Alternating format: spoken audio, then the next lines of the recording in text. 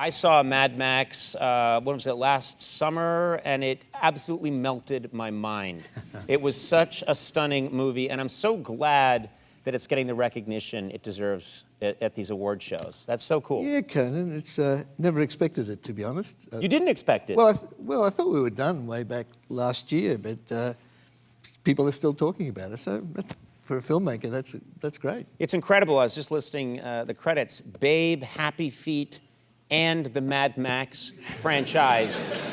How does that happen? What kind of mind do you have where you can switch genres that way so effectively?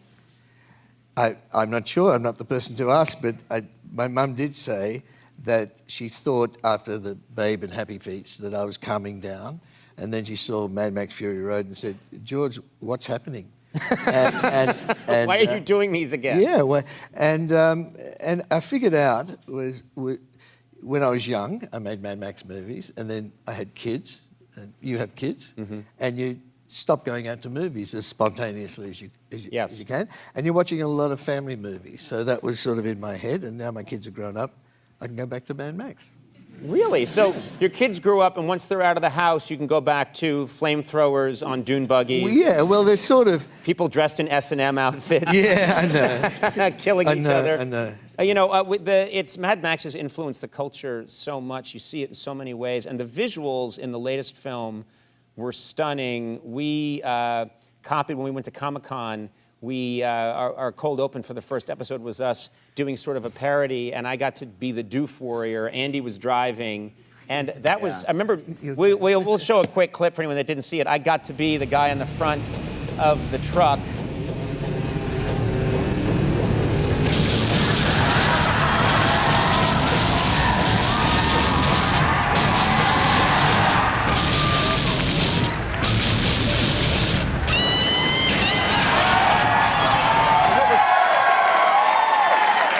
You were driving. He was driving while you were up there. Yes, I know. He was perfectly safe the whole time. He knows what he's doing. But where did you get that idea? Because when I saw the film, so many people reacted to the Doof Warrior. The idea of, here come the bad guys, and the lead truck has a lead guitarist suspended from a wire, and he's shooting flames from the neck of his guitar. Where does that idea come from? Well, it's perfectly logical. It is.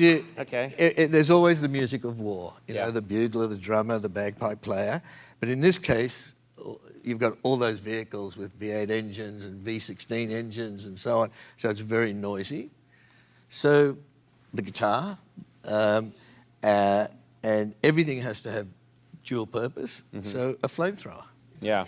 And the world, to do a movie like this, everything has to kind of have an internal logic. That even if the audience doesn't understand what it is, they understand that the characters and the people telling the story have their version of it. So for me, it's a documentary. That's the most disturbing thing I've ever heard you say. Is this a documentary of how our life is going to be in about 8 years? 50 years? No. It's actually... Well, good night, kids. Even though it's set in the future, it kind of goes back to the past, Yeah. which is a much more kind of allegorical world, a bit like the Westerns. In fact, they're kind of Westerns on wheels. Yes. Yeah. Hey, thanks for watching. Be sure to click subscribe to see even more great Conan clips. You may now return to your pirated movies and creepy Japanese pornography.